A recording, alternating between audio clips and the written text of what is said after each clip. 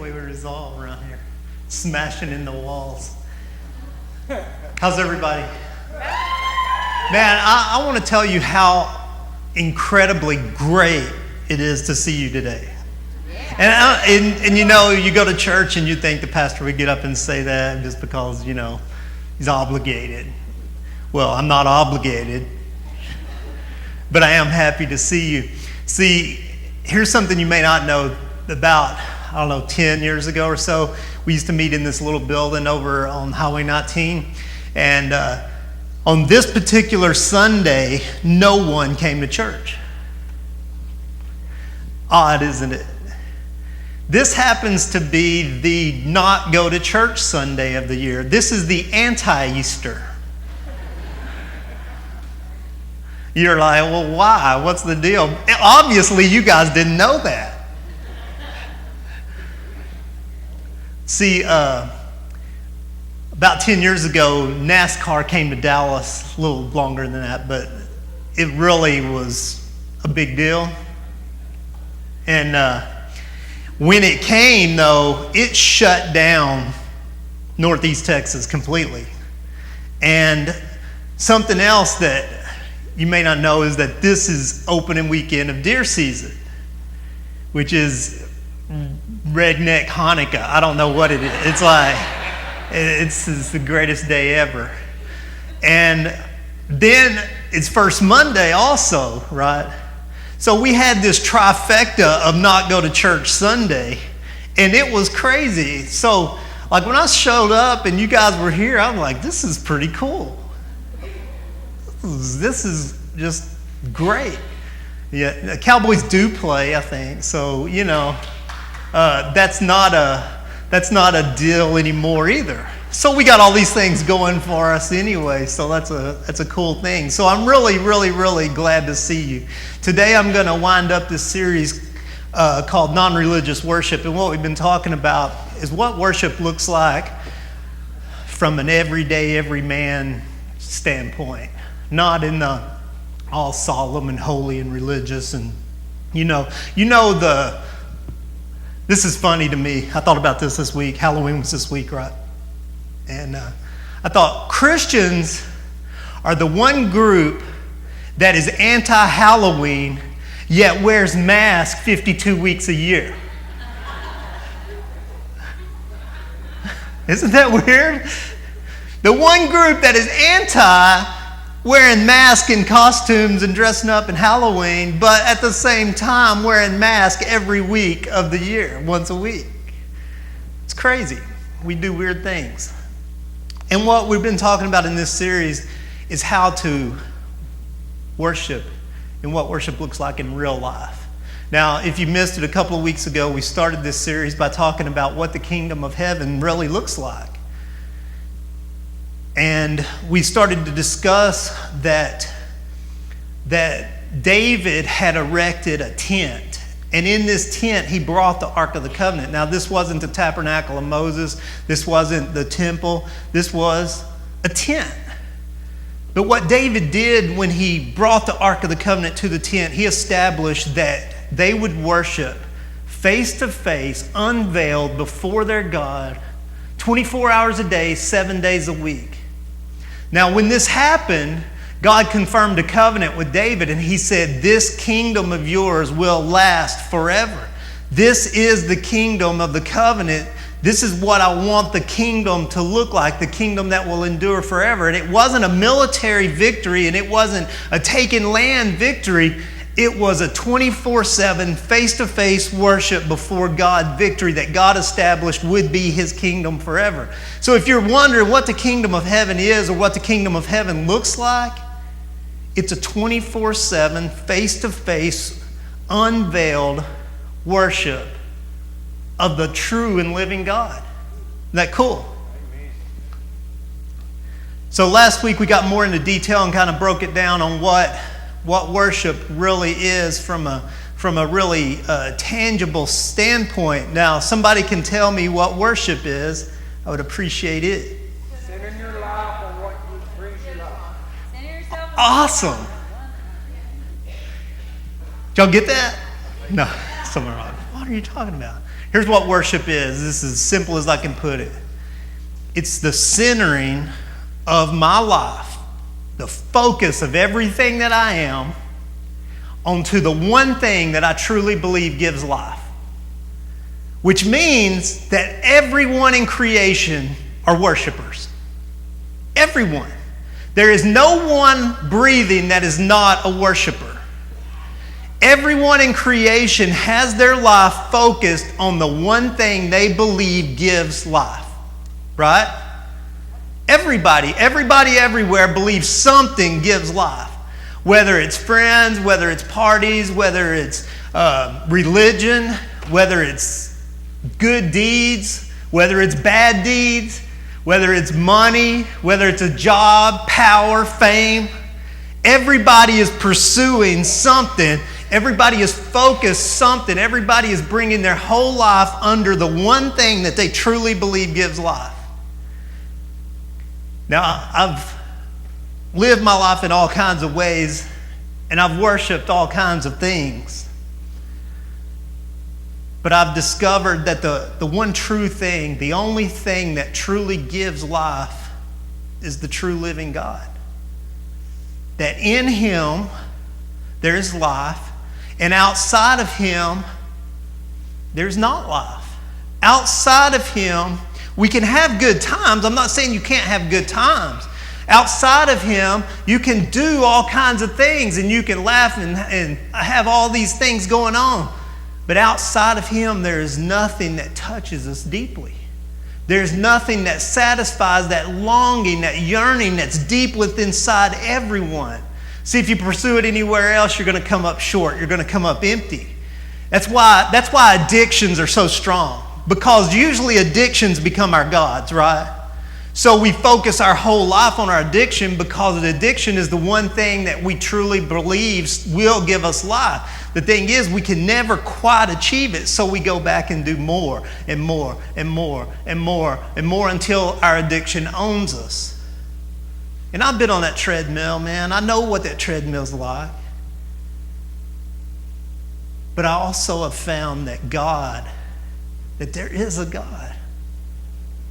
And that in Him is life. In Him is that thing that we're all reaching for. In that Him is that resolve that we can't ever seem to touch. So I choose to worship Him. I choose to bring everything in my life under Him. And last week we talked about ways that we worship in real life. Now you can go and you can go to our website, and there's YouTube links to those messages, and I think it'd be good to bring you up to speed. Today I'm going to close this series out, though, and today I want to talk about the one thing that I believe rules and reigns in our world, the one thing that I believe is the most worshipped in our world, and I believe that's money. But I don't believe that's a new thing. Jesus talked about this. In His day, there were people who were worshiping money and material possessions and material things. Because throughout history, money has always given us some kind of status. It's always been the thing we needed, whether money was a chicken, like I'm going to give you 2 chickens for a glass of milk. I don't know how that worked. I wasn't there. Whatever money was seemed to always be the way to achieve or to get the things that we truly wanted. And so even in Jesus' day, He taught the same stuff. Now, a lot of you guys may be here and you're like, God, I came to church on non-Easter, on anti-Easter, and I got to hear about money. Well, here's the deal. I don't care what you do with your money. I honestly don't care how you live your life. Now, I wish that you would discover life. I want that for everybody because I found something that was so cool and so awesome and so great that I want everybody to have it. But I'm not going to force you into it. And I'm sure not going to condemn you for not being into it. It's your business. It's your life. Live it. eventually you'll discover that no other path leads to life. I'm just trying to give you shortcuts. I think back about my life and how it worked out. And I want to talk to you today. Now, I've talked about tithing and all that, and this is a series about non-religious worship, okay?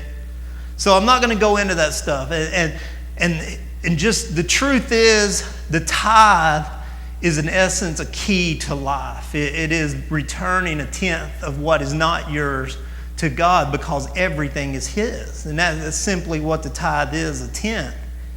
But in a religious way, we can give a tenth without ever worshiping, right?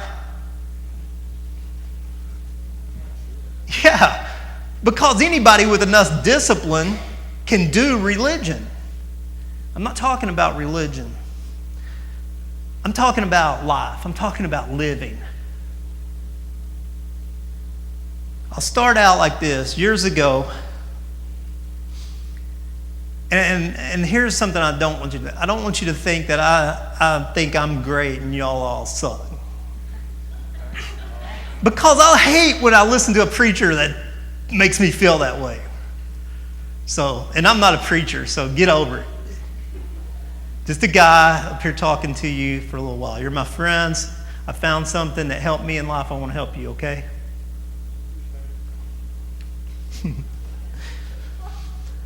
I started going to church because my wife made me.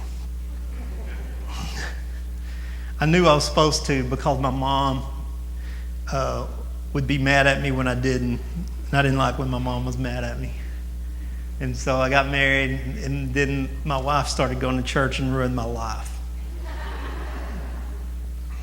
So I started going to get out of hot water. You know how it is. Any guys relate? Yeah. Don't raise your hand, dummies. Golly. My wife's a long ways from me. Don't ever do that. All right. So I started going to church. And we went to church in a very religious way because it was Sunday and we live in East Texas. So you go to church. That's what you're supposed to do. Unless you want to go to hell, of course. I didn't. So I went to church, and I was okay going to church because we got out at a decent time.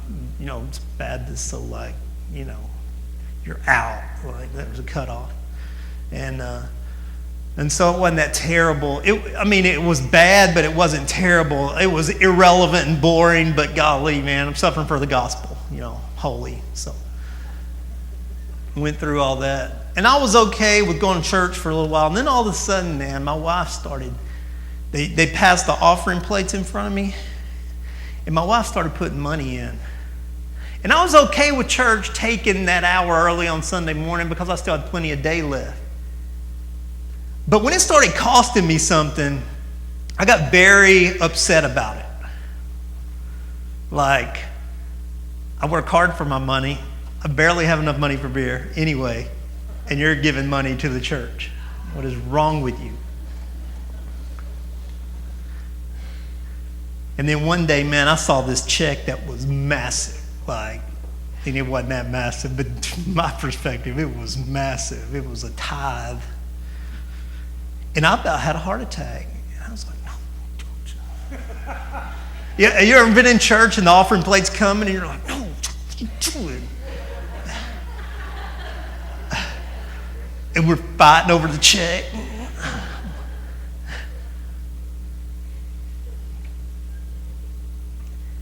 Here's what I found, though. When my wife started tithing, our finances started changing.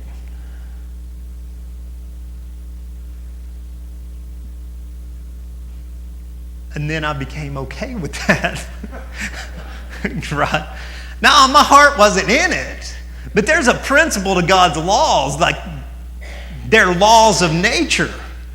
And your heart don't have to be in it for it to I hate to use the term work, but for it to work, your heart don't really have to be in it. It's the laws of God. It's the laws of nature. Besides, her heart was in it. She really wanted to do it. Well, then it got to where like I didn't want to ever miss the tithe because it seemed like every time we missed the tithe, something bad happened. Like, I found out later the Bible calls this devour. Like, God says that if you'll bring the tithe to me, then I'll lift the devour. And like, so it's not that God's out to get you. It's that there are laws of nature that happen in the world. And if your money isn't under guard by God, isn't blessed or protected by God, then the world is going to devour your money. Okay, if you don't believe me, just get some money. See what happens to it. It gets devoured. So we started tithing. Well, my heart got changed, man. I found like one day I discovered that God's real. There's a real God. And I was shocked. I've been in church like when I was a kid. I was shocked. God was real. And he radically resurrected me and transformed me and changed me into a new and different person. And when that happened, man, I wanted to give everything. And one day, I was studying, I was actually reading my Bible, man. I couldn't get enough reading my Bible. And I came that God said that he should be worshiped first. He should be first in all things. Like there should be no other gods before him. He was the priority. He established himself that if he is the one thing that we focus our lives on, then we will truly have real life. So if we worship, which we call worship, if we truly become worshipers and the focus of everything in our lives are on him, we will find life. Real life. Like right here, right now, real life. And as he showed me this, I started to process my life, and I started to process what was my God's. And I realized that the number one God in my life was money. Because it wasn't that I like money, because ultimately money's green paper, but I really liked what money did. Like I could go places and buy things and do things, right? So when I say money, it's the effects of money that I really liked.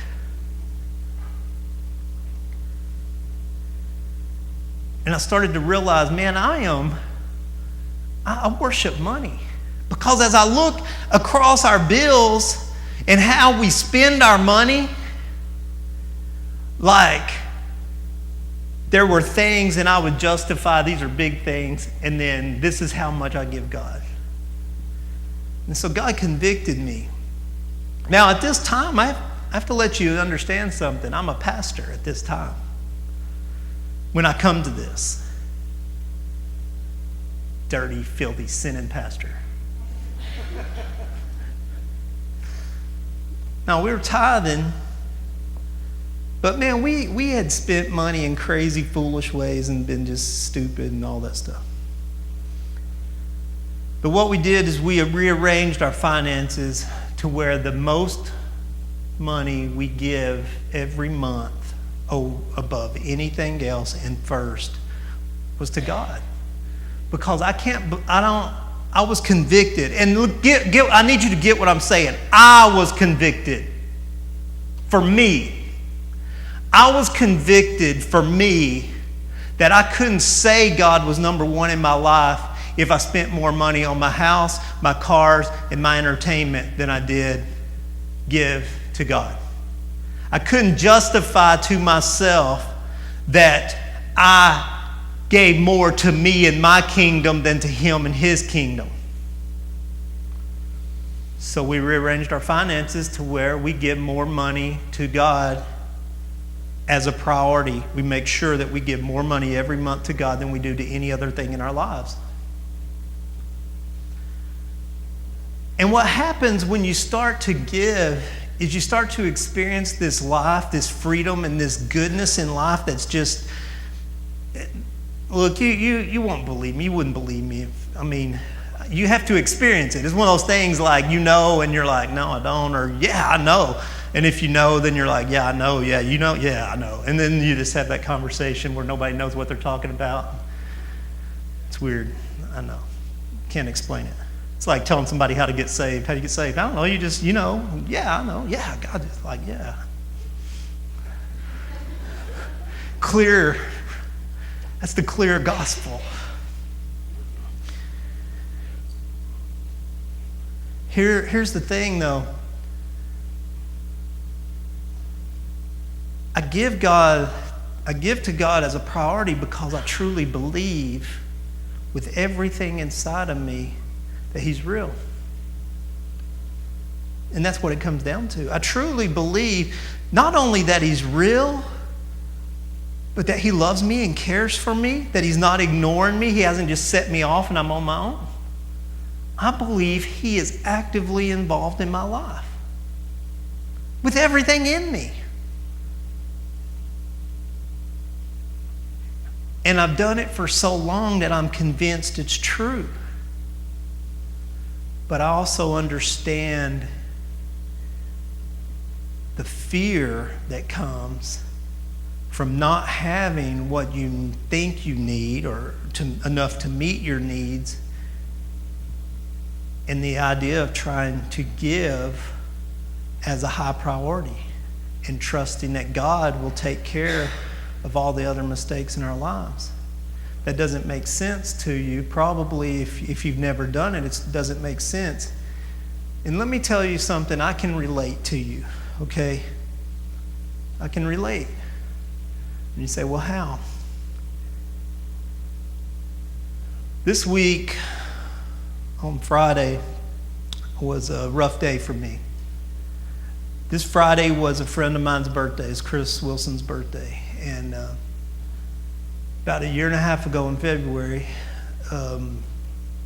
Chris just died. And he was like 29 years old, I think. And he was the closest person to me in the world. We walked together, we worked together, we played golf together, we did everything together. He didn't have a father growing up. His father had died at a really young age. And I was walking with Chris. He was my friend, but he was my disciple. I was grooming him and training him and teaching him, and he was moving into a place where he would do what I do here. And I knew I'd heard from God, and I knew how important it was. And then that day, man, he just gets up and he says, I don't feel good. I'll be back in a little bit. And that's it. And he was gone.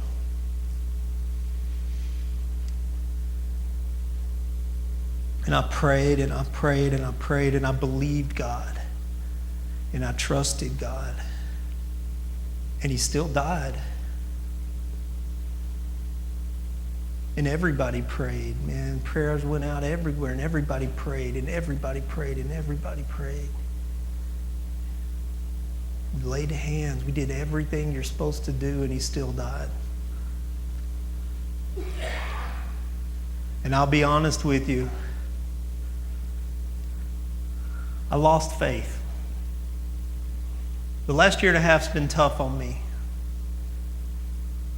Because I lost faith in not in God. I didn't stop believing in God. God has shown me himself to be real in such a real way that you could never, ever shake that.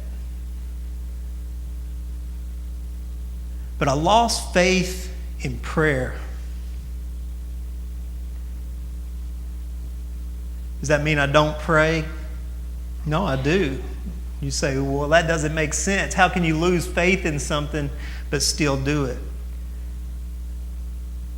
Because my head got screwed up because of circumstances, there's something very real about God in my heart.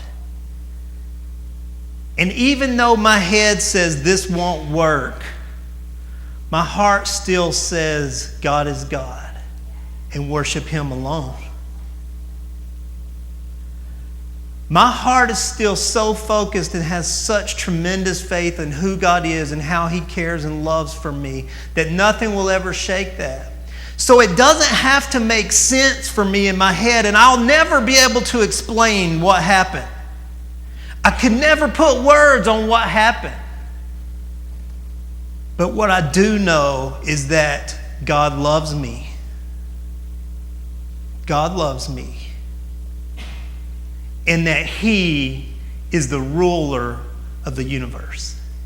And that in Him is life and outside of Him is not. And I don't have to know anything else. So when I tell you that even if you don't have money, God can be trusted, I say that not from my head because I don't know how it's going to work out. God's let me down in my mind. But God has never failed me in my heart. When I tell you I don't know how to work out, when I tell you it's illogical, I know what you're talking about. But I do know God can be trusted. And that I can't say I worship Him and Him alone and focus everything that I am on Him and not give to Him. I can't say that I worship God except with my finances. Then I'll take care of those. There is no worship except. Do you understand? Any exception is a validation of a different God. Do you understand what I'm saying? Any exception to I trust God with everything except means you're validating that something else is truly God.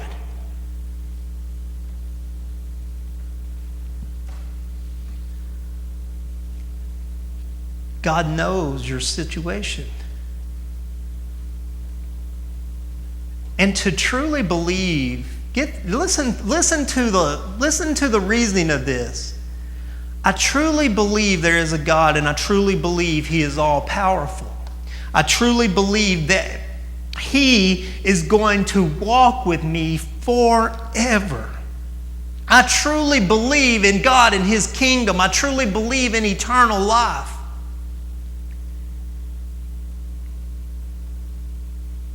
But my $10, my $100, my $1,000, He can't be trusted with that. He could never overcome that. See, it doesn't make sense, does it? So what we're truly saying is, I don't really believe there's a God. I don't believe He's sovereign. I don't believe He's all-powerful. I don't believe that He has my best interest in mind. I believe I'm the only one who can look out for me. I don't think most of us believe that. I think most of us have screwed up so bad. Like, we know we're not what's best for us. But man, fear steps in, right, and starts to dominate our lives. And we start to think irrationally. If God is who He says He is, and that's why I'm assuming most of us are here, like it doesn't make sense to come to church on anti-Easter. Like we semi at least believe that there is a God. Well, if He can't handle our finances, is He even worthy to be worshiped? Why do we sing songs about Him? Something as small as that. So here's what I think. I think that money stands in the way of authentic worship. I believe it truly does get in our way.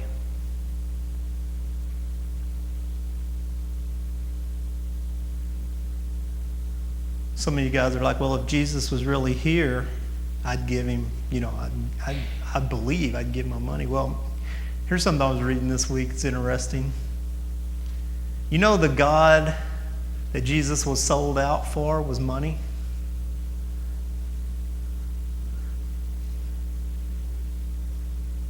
When Judas betrayed Jesus, he betrayed him for money. He traded a life with Jesus for money.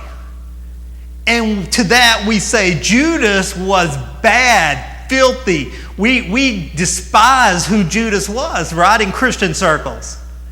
And especially in our high, mighty, we're perfect, they were terrible Judas Christian circles, right? Judas betrayed Jesus for money. But do we? Do we? You're like, I don't have any money. Guys, you're still choosing where and what you worship. Now let's just skin it, man. I know how much stuff costs. I know how much Little League football and cheerleading cost. I know how much our kids' activities cost. I know how much it costs to send your kids to school. I know how much it costs to eat out. Look at me. I'm experienced.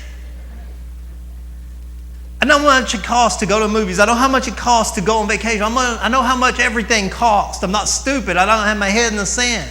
I'm just saying we pick and choose our priorities. We pick and choose what we worship. And I can't say that God is my priority, but I ran out of money and don't have enough left to give. What that tells me is there's a lot of other things in front of God. And He says, if you really want life, you'll have no other gods before me. And that's the way it works out.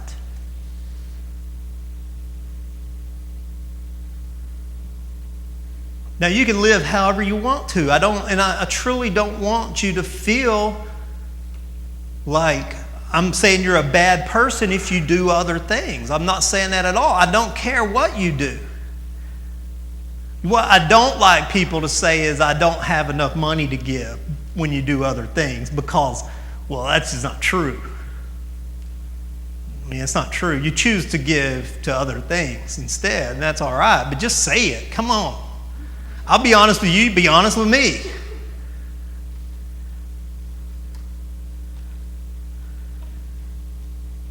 But I think we could all learn to enter into life by giving up the one thing that I believe dictates our lives more than any other thing, and that's our cash. Now, for you guys, it may be terrifying. Well, let's just make it easy then. Here's what I want you to do. All right? For 1 month, 4 weeks, for 4 weeks, I want you to commit to yourself that you're going to give. I didn't say tithe, I'm thinking give. And I don't care if it's $5, I don't care if it's $10, I don't care if it's $50, $100, $150. But I think until we give something, you're never going to know what it feels like to experience God's touch into your finances. You may be completely unemployed and don't have anything. Like you beg and you get $3. Give 3 cents.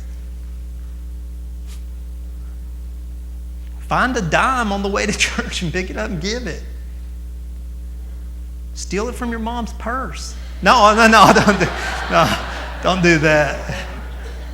Don't do that. My kids are generous when they give my money. I've found that it's easy to be generous with somebody else's. But if we would move into, and this is what I think happened to me, is I'm by no means a generous person. I admit that. I want to be, man. There's guys like Robert Morris that I just blown away by their giving. I was watching a show yesterday about Rockefeller, and you think, well, Rockefeller, he made a lot of money. In his life, though, he gave away billions and billions and billions of dollars. You're like, well, if I had that much, I'd give it. No, you wouldn't. Don't lie. I mean, you like to think you would, but you wouldn't.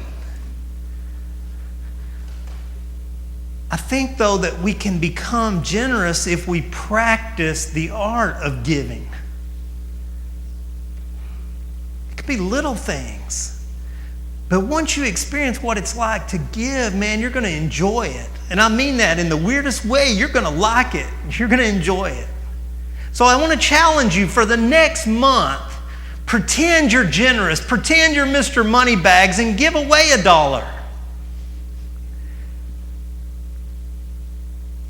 Give $5. Give $10. Buy somebody's lunch. Give a homeless person $1. If you will practice being generous, I guarantee you something's going to happen within you that's going to spark something, and you're going to say, I like this.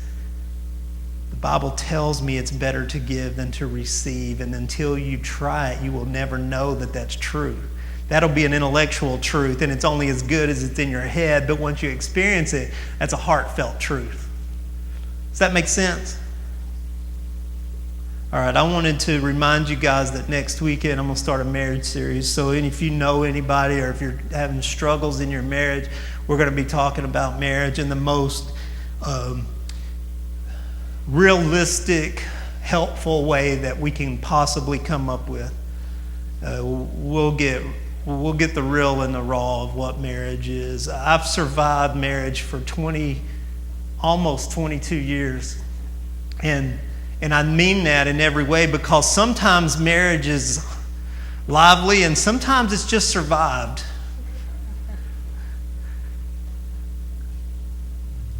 I know what I'm talking about, and I think that we can help you out. So if you're struggling, or if you know anybody that is, or if you just need a tune-up, man, then come next week, and we'll be there for a month or so, and hopefully every marriage series seems to pack our nurseries about a few months later for whatever reason. So might be worth coming to, right? All right, let me pray for you.